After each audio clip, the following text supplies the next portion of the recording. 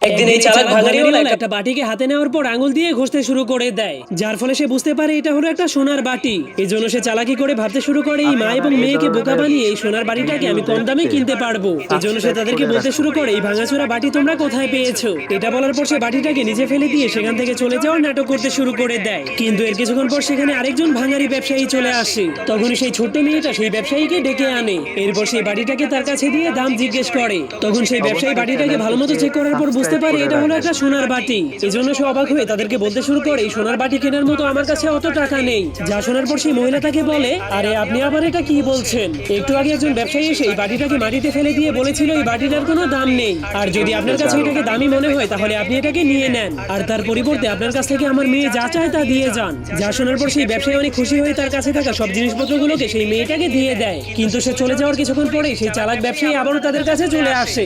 এরপর তাদেরকে বলতে শুরু করে তোমাদের সেই নষ্ট